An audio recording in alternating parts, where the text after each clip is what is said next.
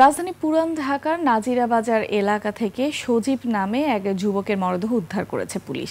নিহত সজীবের মা জানান, একই এলাকার খাদিজা নামের এক মেয়ের সঙ্গে প্রেমের সম্পর্ক ছিল সজীবের। পরবর্তীতে ওই মেয়ে সজীবকে নানাভাবে এড়িয়ে চলার চেষ্টা করে। শনিবার খাদিজা তার মামার বাসায় ডেকে নিয়ে সজীবকে হত্যা করেছে। এমন অভিযোগ এনে সুষ্ঠু তদন্ত বিচারের দাবি জানিয়েছে ভুক্তভোগীর পরিবার। এদিকে পুলিশ বলছে, এটি হত্যা নাকি আত্মহত্যা তা নিশ্চিত করতে তদন্ত চলছে। মেয়ের মা মেয়ের বাপে ঠেক দিছে, আপনার ছেলে যদি ডিস্টার্ব করবো আমরা কোন ধরনের মেরে ফেলাম।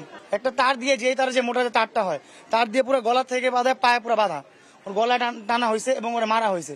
এটা বুঝতে পারতেছি আমরা এলাকাবাসী চাই। গত সপ্তাহে একটা পুরান ঢাকায় এমন দুর্ঘটনা ঘটছে, আবার সেটা দেখে আরেকটা হয়েছে, এমন যেমন আর না হয় এটা সুষ্ঠু তদন্ত এবং বিচার চাই। ভাই এর মতো বলার মতো কিছু নয়, আমরা কাজ করি আমরা আপনাদের বলবো।